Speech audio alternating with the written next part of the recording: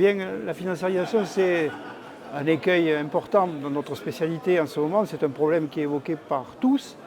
Je crois qu'il faut bien se rappeler que, à mon sens, c'est la conséquence immédiate de nos problèmes démographiques.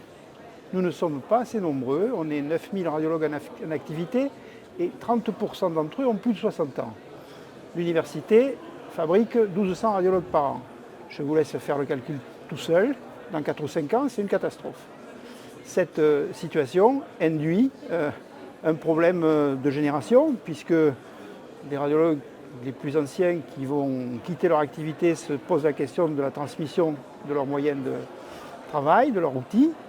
Et les plus jeunes, eux, se posent la question de la façon de l'exercer. Et bien, il semble que une troisième catégorie d'acteurs est intervenue entre les deux, qui considèrent que c'est le moment de faire des transactions. Eux, ils rachètent l'outil de travail aux vieux et ils voudraient salarier les plus jeunes. Voilà un peu comment je perçois les choses et comment notre profession le vit, ce qui crée un peu de tumulte, évidemment. Et on veut faire tout pour éviter un conflit de génération qui n'a pas de sens, parce qu'on exerce le même métier, qui en principe repose sur les mêmes valeurs, quel que soit notre âge. En particulier, je pense aux valeurs de respect des malades, à la déontologie et à l'indépendance, qui est quand même la marque des professions libérales. On doit pouvoir décider de ses outils, de ses locaux, de ses collaborateurs et même de ses indications. Or, quand les financiers prennent le contrôle de structures radiologiques, ils ont tendance à essayer de la faire fonctionner au mieux des intérêts financiers, pas forcément des intérêts des malades. Voilà un peu le cadre qui est tracé, avec un débat qui s'intensifie à mesure que la crise démographique s'aggrave.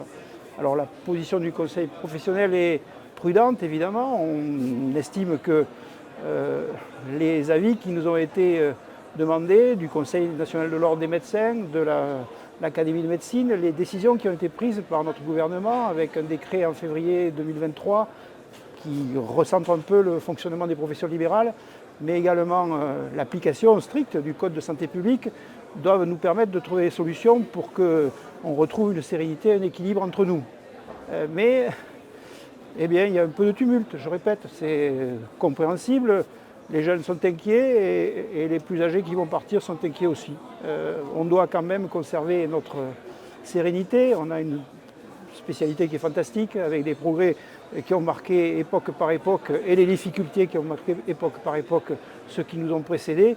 Ça doit rester cette belle spécialité qui doit avoir pour objectif, à mon sens, et c'est le refrain du conseil professionnel, un accès à tous les âges de la vie, quel que soit l'endroit où on vit sur le territoire, à des soins radiologiques fiables et sûrs.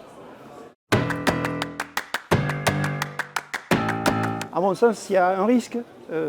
L'important, c'est qu'on en ait pris conscience et que ce risque soit mesuré, évalué et que chacun prenne ses responsabilités, les plus jeunes et les plus anciens.